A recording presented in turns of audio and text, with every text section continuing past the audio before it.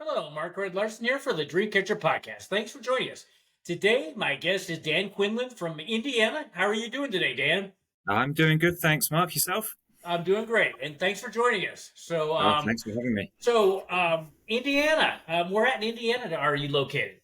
So I'm in Columbus, Indiana. So I lived here 6 years and 4 days, I think it is now. So we had our 6 year anniversary of moving to the US last week. Cool. Okay, so you moved from the U.S. from where? So I'm from Kent, southeast of England originally. Oh, So born and raised there, spent all my life there. And then, 6 years ago, an opportunity came up to move to Columbus, Indiana. And here we are 6 years later. okay. So I'm sure you miss England, but so are there a lot of differences between the two countries? Yeah, it's pretty different. And even like location wise, we were 5 minutes walk from the beach. In fact, I think I spent my whole life about a 5 minute walk from the beach. So I would love that. that was nice. I missed that more than I realized I would when we moved here. So, So any beaches in Indiana that you found? no, we found a few lakes. But That's I good. suppose that'll have Lakes to are do. good. No, lakes are good. So what did you do I mean England? I mean what have you done in your work life in England? So Sure. So I work in HR, so human resources. So I okay, work for okay, Cummins. So okay, was been with Cummins about 8.5 years now, I think, just over. So started off okay. back in England, which is say where I'm from originally, and was there for I think about a year and a half. And my boss, who was an expat from the US, Ah, we talked a little bit about me wanting to move abroad at some point. And right, my wife and I had talked for years of, do we want to move to Canada? Do we go to the right. US? But somewhere different. Sure. Uh-huh. And then she was like, hey, we've talked about it. There's a potential opportunity. Are you interested? Yeah. And I was like, yeah, absolutely. This will be Uh-huh. great. Spoke to my wife. She was cool with it. And then I applied and went through the process and was really excited. Didn't have a lot of nerves. Right. And then as the days drew closer, and I think it was about October the 1st, and we moved here on the 13th, I think it was, and Okay. our house was packed up, being sold, massive Arctic truck to take it. I Right. was like, okay, I'm never setting foot in this house again. So Right. that was a Yeah. little scary. I can see that. And then saying bye to my parents was like, okay, I don't know when I'm next going to see you. It's not a case Yeah. of 15 minutes drive. And that had to be tough. Like, I would that think was really hard. And I had yeah. a 3 year old at the time. She's 9 now. And my Okay. son, who's 4 now, obviously wasn't around when we were in England. And then on the flight to America, we got in the taxi in the morning. And the Uh-huh. guy said, so when are we picking you up? And I was like, it's a one-way flight. And he was like, whoa. And I was like, yeah, Yeah. whoa. So that's when the nerves really It, kicked in. yeah, oh, When yeah. we got there. No, I think that would be very intimidating. So the whole process. I mean, I admire you for doing that. So how was the move from to United States? Yeah, on the whole, it was pretty smooth, actually. So I'd never driven on the right side of the road. So that was something I was a little nervous Yeah, I can see that. as well. And I remember we got here, we arrived on I think it was a Thursday. Uh huh. And it wasn't too late, but my wife and I had done a trip, just the two of us, a couple of months before. And we were like, we're going to get a hotel at the airport when we Sure. arrive. It's a Right. lot to process, and it's even more Yeah. stressful now. Yep. So we got a hotel. Daughter was super excited about staying in a hotel because Oh, obviously a 3 year old doesn't have the worries of driving yeah. and All that. stuff. Yeah. So, Yes. so Yeah. we did that hotel, got in a cab the next day because we needed to get a GPS because I had no idea. I literally knew Oh nothing yeah. of where we were Yeah. going, not a clue, and I didn't want that stress. So I don't we blame you. drove around, couldn't find one, ended up paying like $80 in cab fees, which I wasn't expecting. Got a Oh yeah. GPS, Uh-huh. programmed it in to take us to where we were living, and it wouldn't find it. Of course. And so checked it out. The GPS was something like 2015, and the place our rented apartment was 2016, so it didn't register it. Oh wow. So we were like, well, what's close? And we're like, we've been literally nothing. We have no idea on any of this. So Oh, that we had had to to be use our scary. phone, which we avoided doing because it cost a lot of money to Right. use our Right. phone. It was an English phone. Yep. Then had to find our cat because we got him shipped over as well. That took about an hour Oh. and a half to find the cat, and I was getting pretty stressed at this point because I'm driving around an Yeah. airport, Why? don't know what I'm doing, where I'm going. We had problems with the rental car as well, so we had to get a new one. And then Wow. the cat, by pot luck, because I pulled over somewhere to ask them where this place was, and it was actually the place I needed, which is where I Awesome. pulled over. So that was Very lucky. cool. Got the cat, started driving home, and the cat does not like the car, and he was Yeah, I silent. bet. And he was completely silent. And I was like, oh, man, I think something's happened to the cat. So I said to my 3-year-old, I was like, what's going on? Is Phoebes, the cat, okay? And she was like, well, he's laying there. I was like, well, is he sleeping? No, he's not moving. I'm thinking, he's dead. The cat's dead. Oh, wow. We paid all that money and we've shipped him over and he's our cat and he's gone. And then I think I hit a bump or something and he meowed. So I was like, oh, okay, that's good. That's good. That's very good. Yeah. My gosh. And then we got there and was just like, okay, I'm going to sit down for 10 minutes and just say nothing and try and decompress. Oh, and yeah. We bought some wine for my wife, then realized we didn't have a bottle opener, so we had to then go and buy one of those. I laugh now. Time. Yeah, that was a very stressful day. That would be I mean, I admire you doing that. I mean, I can't even imagine. And then coming to somewhere had you been to the United States before? So I'd been as a kid and I'd done a work trip in July. Okay. And then I was home for 4 days. Then in Minnesota was the work trip. Okay. And then my wife and I flew here to Columbus for our home finding trip. So I'd had a little bit of experience, which actually helped a lot because I didn't know you can go right on red here. Oh, yeah. Yes. Like, that to me I didn't know that. So when we was in Minnesota and I wasn't driving and my colleague was, I was like, I was just asking loads of questions. Like, why are you going right? It's red. So that helped a lot for that. But yeah, it was, people tell us, you were really brave. And I didn't see it at the time. I was just like, well, no, it's a cool opportunity. But as time's gone on, I think I've realized a bit more of that was a pretty big deal. Well, I think it's good maybe you didn't realize it because I don't know if it had stopped you, but you might have been more hesitant. I may have done. And I remember thinking on the flight on the way here on our one-way ticket of, I can't go back. So I have no choice now. If I go back, I've potentially don't know what job I'm going back to. I'll owe a lot of money. I don't have a house. Yeah. I've got to do it. But yeah, I think had I really thought long and hard about it, I'm not certain we'd have done it. And that would have been a shame. That's true. It would have. But no, it was the way it was supposed to be, and that's what I always tell myself in that situation. It always works out, it works out the way it's supposed to. At least I believe that. So, and so how long did it take to find a house? So we did our home finding in July and we looked at, I think it was about 15 houses one afternoon.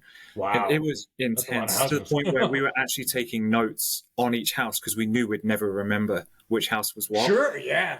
So we'd agreed we didn't want to buy a house before we actually got here because we had no idea on the process, that sort of thing. Right. So we were pretty clear on that. And then we started seeing a lot of houses going. And then we asked our realtor and she was like, yeah, around September, October time, not many houses come on the market and a lot get snapped up. I can see and that. Obviously we didn't know that. And we were like, my wife and I were like, we know the house we want. Right. We've sold ours. Let's just do it. So we bought our American house from England, which was pretty cool.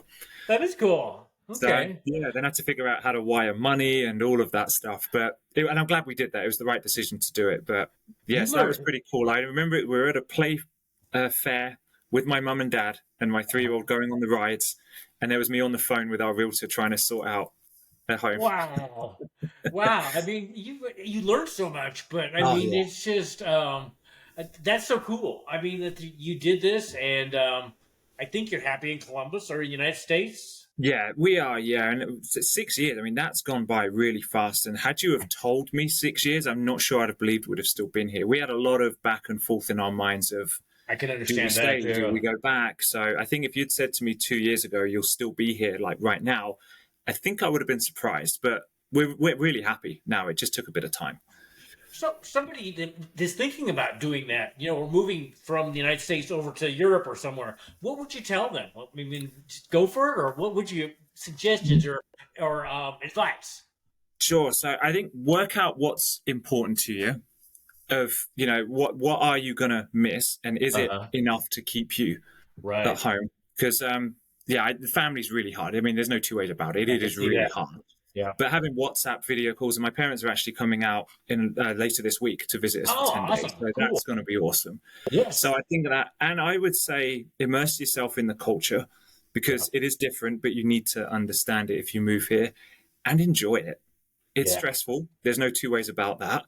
Yeah. But try and look at the positives and try and help each other through it. I mean, we were lucky, I guess, that when I was struggling, my wife was enjoying it here, so she helped me. And when she was struggling, I was in a good spot, so I helped her. We didn't have a lot of times at the beginning where we were both really struggling. Very good. That's very good. That helped a lot. Yeah. So what is one of the things you miss the most about where you lived over in Kent? Yeah, so the beach definitely. Yeah, I There can was see a lot that. of really cool like play areas for young kids. So my wife and Awesome. I would take. We used to get on the bus and Hmm. things like so little things like public transport, cultural things like fish and chips on the beach. Yeah, that Miss sounds good. walks along the beach. We noticed here there's not as many walking areas as there are in England. So in England you can Really, walk so much, whereas here there's not as many. It's like roads, not pavements, that sort of very thing. So interesting. we've Okay. missed that. Getting help with childcare has been a huge miss. We've missed being able to ring my parents up, for example, and say, "Hey, can you look after Yeah, the kids while yeah. we go out?" I could That's been definitely hard. see that because, yeah, I'd never thought about that. So what is Yeah. one of the things that surprised you most about the United States or where you're living in Indiana? So this will probably sound dumb for people who've lived in America for so long, but just how big it is. We knew Yes. it was big, Yeah. but and just how like vast and just how different it can be. Yep. Like we drove to Tennessee a couple of years back, and it was an awesome drive. Right. Right. But just that and that, just how we go from like cornfields and farms in Indiana to mountains in Tennessee, and it's only like 5 6 hour Yeah. It drive, is. that It sort is. of thing. And I think one of the other big things was just how far everyone drives. Now we joke now, but in England, we if we had to drive 30 minutes, we were contemplating whether it was worth it to Right. do it or not. And a Right. 4 hour trip is like a weekend visit somewhere. Sure. Whereas here, I mean, I've not done it, but people drive 18 hours to Florida, and I'm like, no, I couldn't. I It's could a not long way. imagine doing Yeah. that. Yeah. No.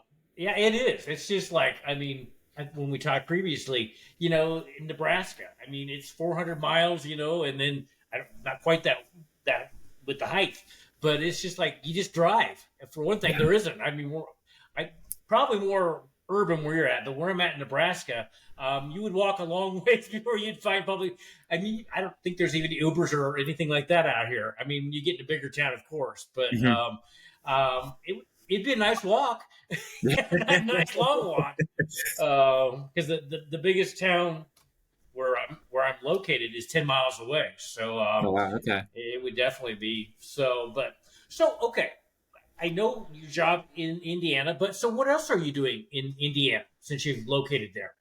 Sure. So I've recently, so I've been in HR about 13 years, about 8 of which at Cummins, and I've Okay, recently been doing a coaching course, which I've almost completed, and that's cool. been life changing. Uh And huh. I don't exaggerate when I say that.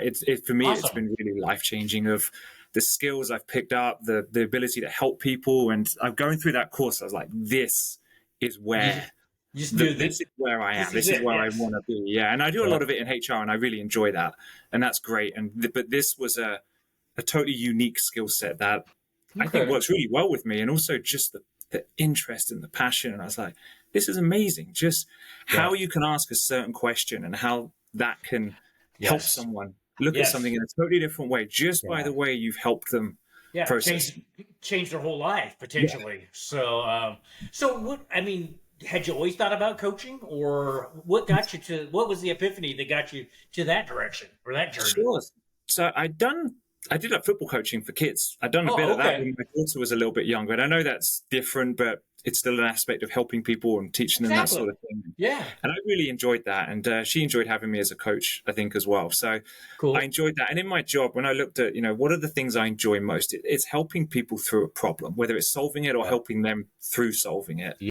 It's always been something I've really enjoyed doing. And I was we had a big town hall meeting, I think it's about a year and a half ago now, roughly. Okay. And I knew the person who was presenting on it, and she was presenting on coaching and how we want to bring it into the organization. And I was listening to her and I was like, this is amazing. I'd love to find out more. So I reached Right. out to her and she recommended this course that she had done. And I, went Okay. through the chatting with people, had great support from managers and peers, Exactly. etc. And I signed up for it. And Awesome. I remember sitting there like so nervous before this because I knew no one on the course, didn't know an awful lot Oh, about sure. Uh huh. coaching at the time, or didn't know what I didn't know, that sort of thing. True. And I sat down, went through it, and I was like, this is intense Uh and this huh. is amazing. And you can help so many people. You can help yourself and All so right. Yeah. many people with this. And from there, it was just like, yep, this is amazing. And kind Okay. of gone from there. So, what do you hope to do with your coaching? I mean, do you have your own business coaching right now? Sure. So I'm super early doors into it. So I've started a newsletter. Oh, I think it was about 3 months ago, roughly, maybe slightly less than that. Because I was looking, I was like, what can I do with this? I don't have a network, if you will, of people. And how do I do this? And I was like, looking around, I was like, well, I have a newsletter's pretty cool. And I wouldn't mind doing that. I think I can add some value to people there and kind of build it from there. So I've been doing that. And then as I've got more experience with things, reading a lot, talking to people, I was like, this is where I want to go, and the coaching's what I want to do. So I am in the process of setting up kind of like a part-time business at the moment of just trying to help people. And one of the things that made me unsure is like, I want to help people, but who do I want to help? Which is a good question to ask yourself. Yes. Yeah. Yes.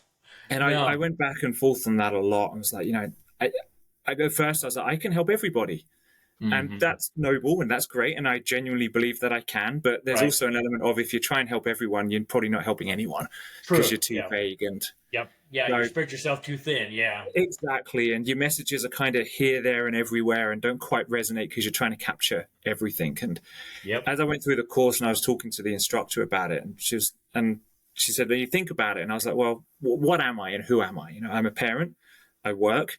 I've had my struggles with some health issues, and parenthood's awesome, but it's not easy. And you add in the whole being in a different country, and there's a lot there that's unique in some respects. And also, I was learning through it that everyone has their own story.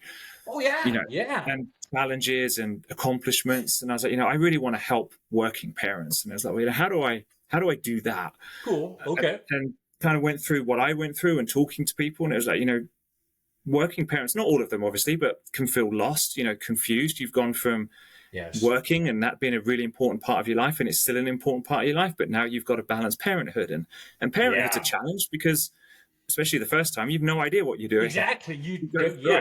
All new. Absolutely. And then I was like looking at the feelings there of, the feeling lost, the disconnected, the tiredness, the losing yourself and not empowered. And it's like, I've been through all of that myself, and I can help people with that. So I was like, that's the direction I want to go in. So that's kind of where I'm at. So very early stages, but I'm excited about it. Very cool. So do you have a name for your business or your coaching business? I do. So the newsletter is, I've given it my name because I was going back and forth of, what do I do with this? And I thought I can always change it. And this has been a big lesson for me of do it and tweak as you go. Don't try and wait and get everything perfect. And that's been different for me because I've been the opposite in the past. Yeah.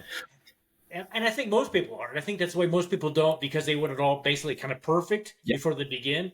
And it's never that way. No. It's definitely, like you said, with parenting, you learn along the way for, because it's your newsletter and everything you're going to has got to be similar to with being the first time as parents, I would guess. Yeah, absolutely. And I've gone it with the approach of, I'm probably going to look back in 6-9 months and look at my first ever newsletter edition and be like, man, that sucked compared to what it is now. That's normal. That is so normal.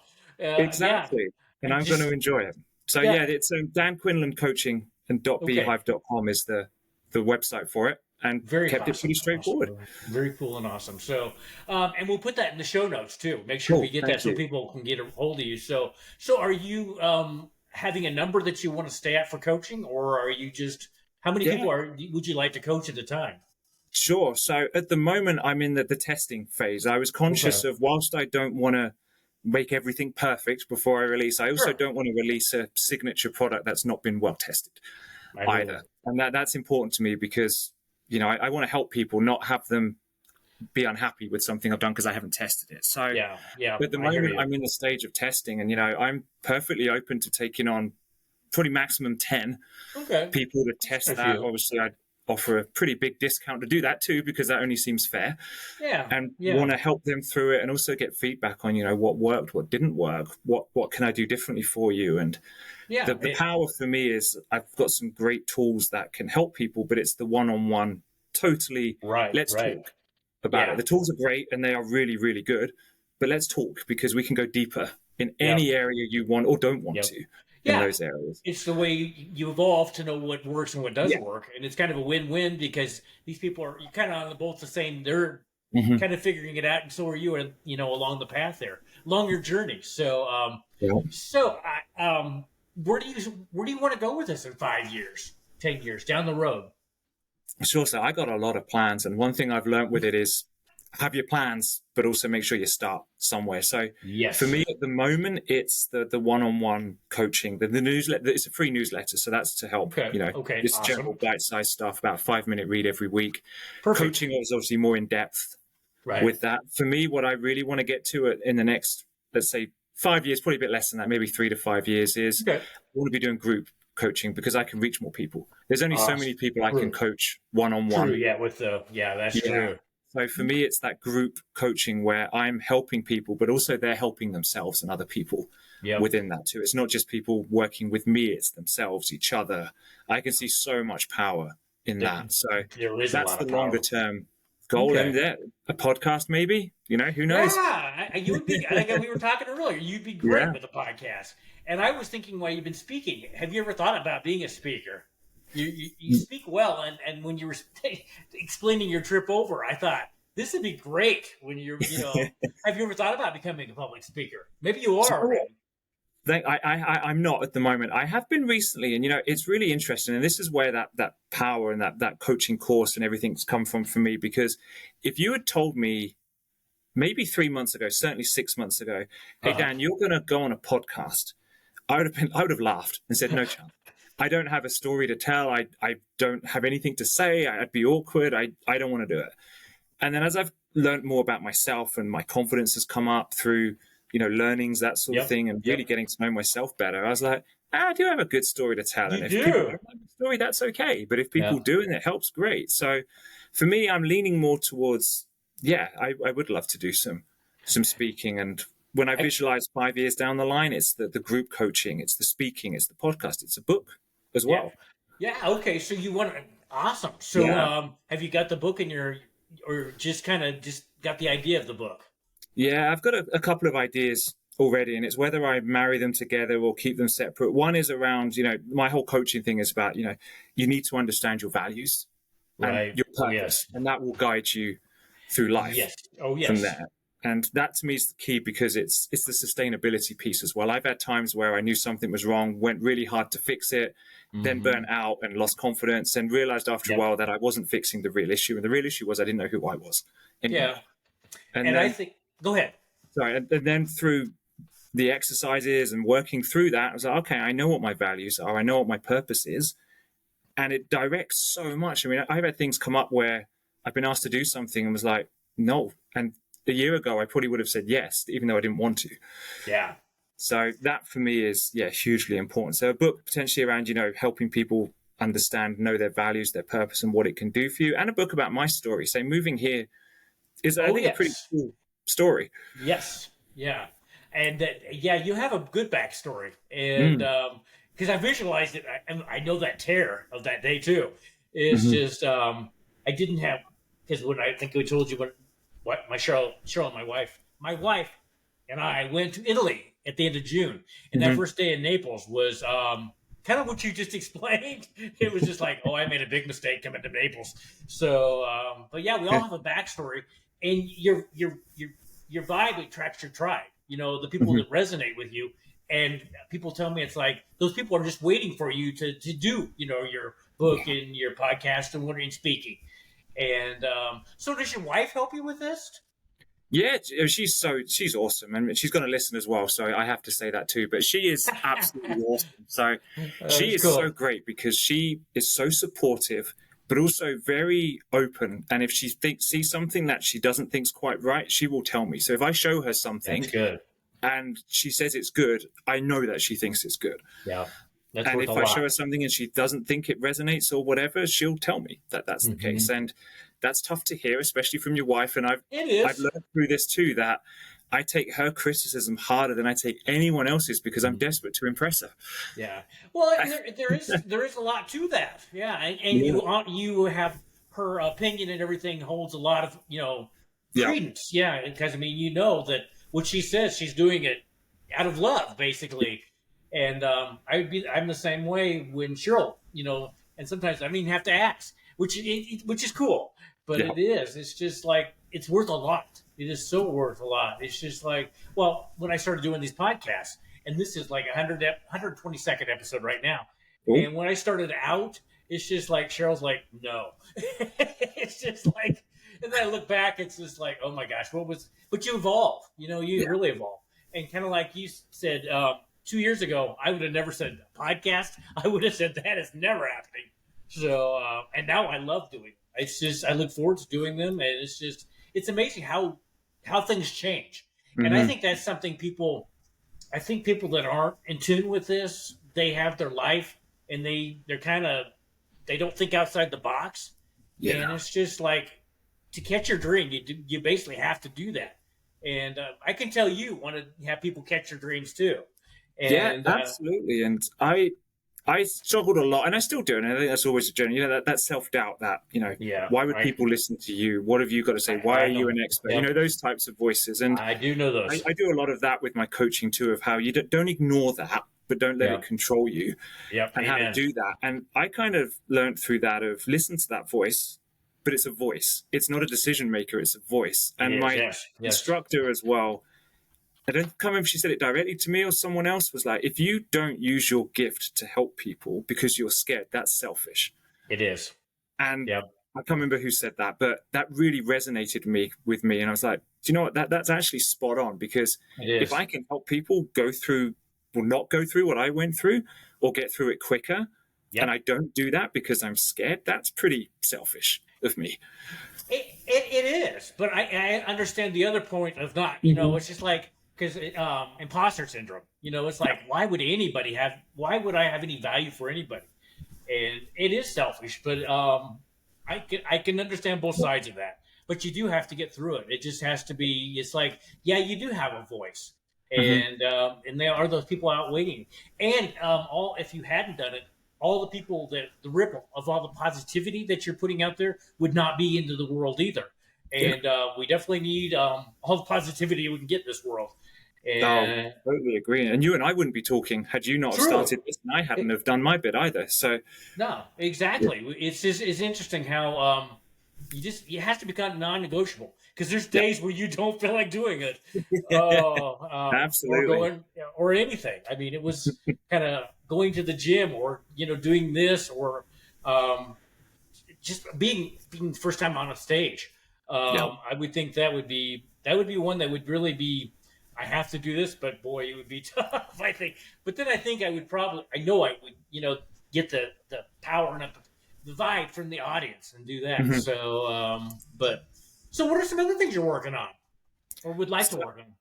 So at the moment for me, it's obviously family, work, the newsletter, and building the coaching and learning improving the coaching skills, which will be forever. You should always be improving. Oh, yes. That keeps me incredibly busy and trying to keep the balance there. And that's when I've looked at things like, we talk about podcasting as well, and the book, that stuff where I'm like, I really want to do those, but I can't add them in at the moment on what I'm doing, because I'm going to end up writing 50 pages of a book and half a newsletter and 20% of this, and you don't complete anything. So for me, it was like, focus on those three things. Work's obviously incredibly important. My family are incredibly important. The coaching and the business is important. Don't add anything else in there until you're ready to do something else. Very, very true. And family. And we were talking about the picture in the background there, which I love. So that's you and your kids, right? You said? It is. Yeah. So I'm and we talked earlier about differences. I still, 6 years later, cannot call it soccer. I just can't do it. I can understand that. I just can't do it. And I've had some American friends tease me like, the word came from England. And I didn't know that actually until they told me that. I did not know that either. Okay. I refused to believe it until they proved it to me. And I still refuse to believe it even now. So, I'm a big football fan. And for Father's Day a few years back, my wife got me the picture you can see in the background there. It's my favorite number is 14. So I've got the number 14 on. And my daughter's favorite number was 7 at the time. And my son was 1 year old. And that's where that came from. And so I didn't realize until I got it. I was like, well, that's a 7 times table there as well. So crazy. So awesome. It is how crazy that happens. Yes.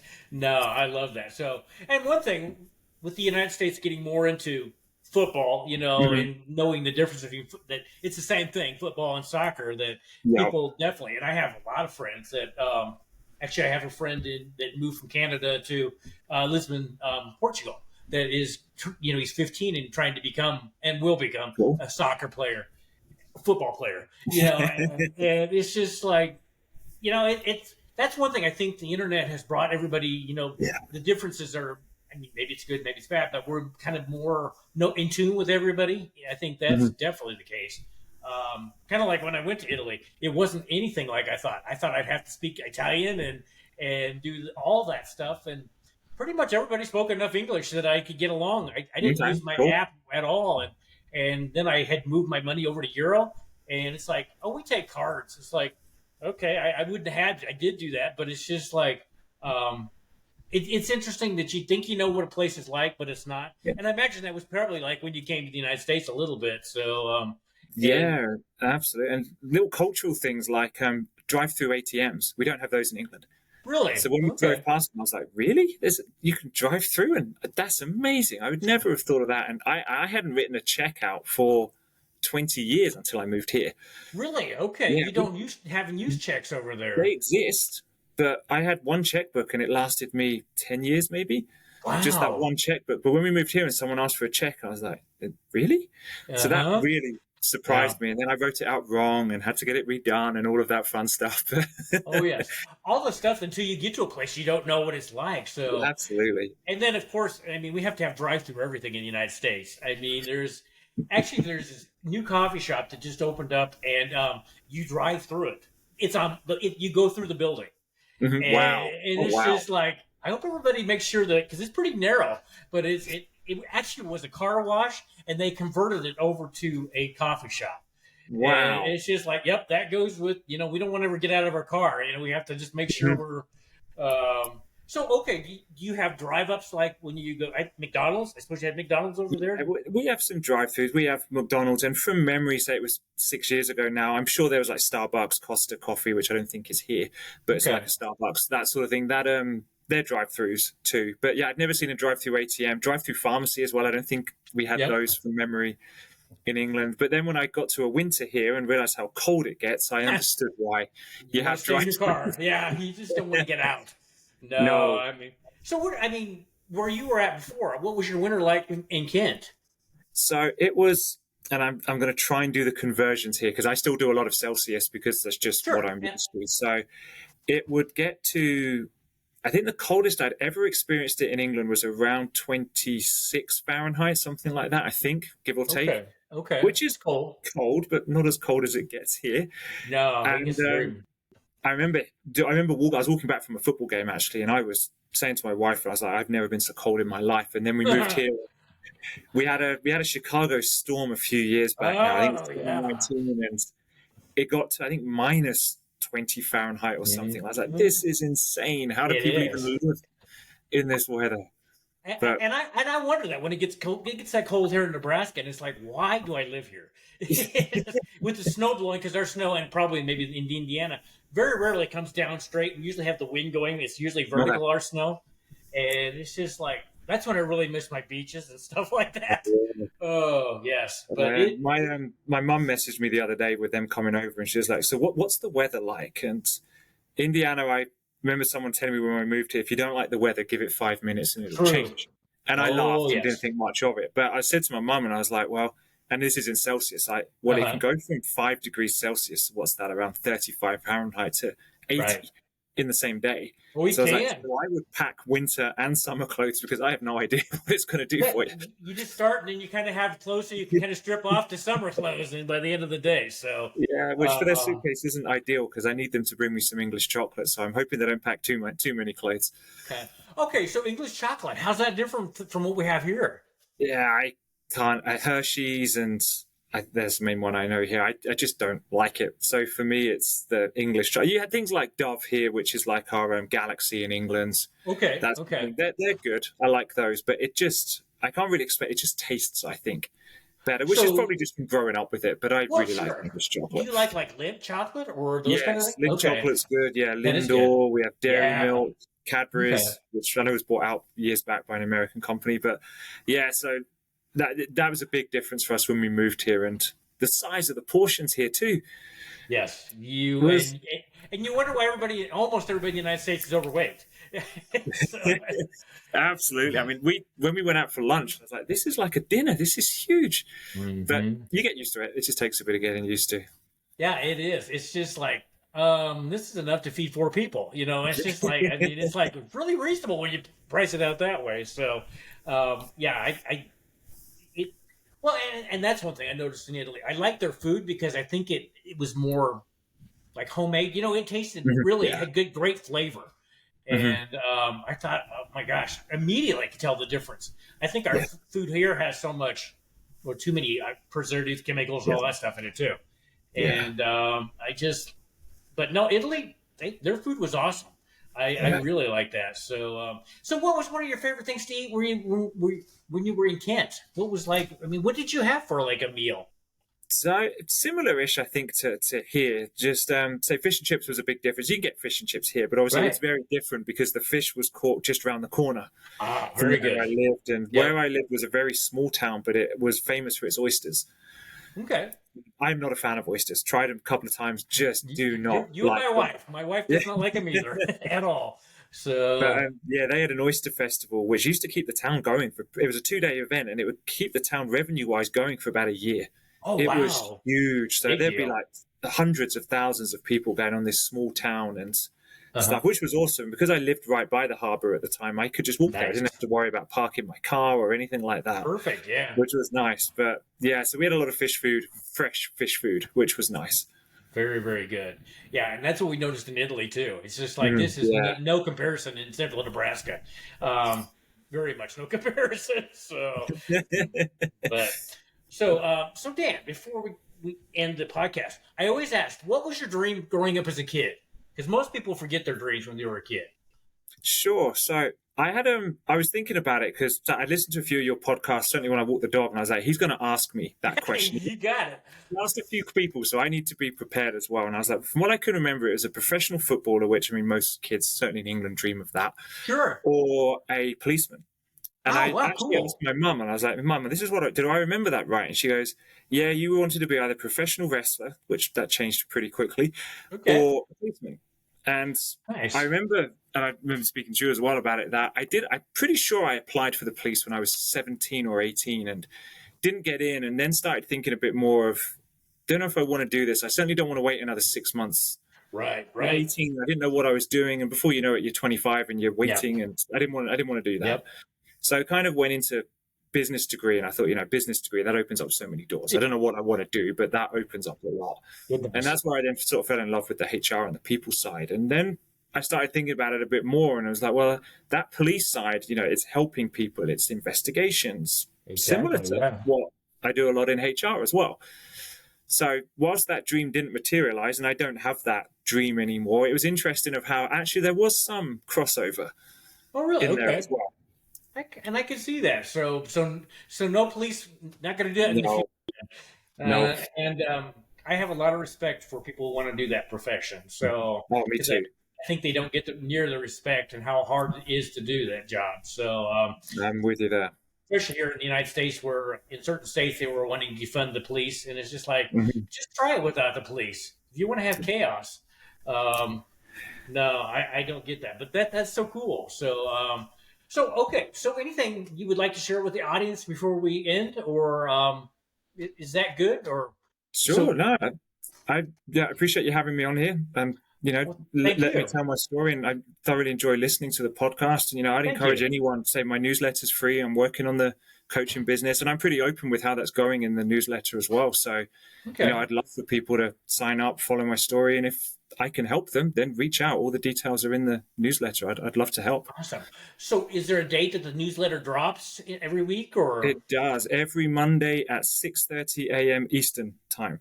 Okay, 6:30 I learned to put the Eastern time in because I've learned being here that there's different time zones, not just the one in England. So it's 6:30 a.m. Eastern time, which to me was purposely done because what I talk about is stories. It's about the importance of purpose. It's deep dives in things. I want you to start your week off. Monday's not everyone's favorite day. Right. Exactly. Yes. So let's get it started with a bit of perspective and positivity, that sort of thing. Amen. So that was the idea for that. No, I love that. That is a good way because most people that aren't catching their dreams are dreading Monday. They just like, oh, another day. And it's just like. Yeah, it is another day, and you can look at it both ways. It could be another day, or it could be another day that you are here to catch your dreams. So So that is so awesome. So, but yeah, we'll make sure we get that in the show notes so they can get a hold of you. So for coaching and your newsletter, and on that, maybe down the line do a follow-up podcast. Would that be? Oh, maybe do a follow-up. Maybe do a follow-up podcast sometime down the line. Yeah, you know what? I would love to do that. That would be awesome. So absolutely. We'll plan on that. I would look forward to that. So, and Dan, thanks for being the guest today, and have a good rest of your day, and look forward to the next podcast, and we'll talk to you soon then. Sounds great. Thank you. Take care. You too. Bye.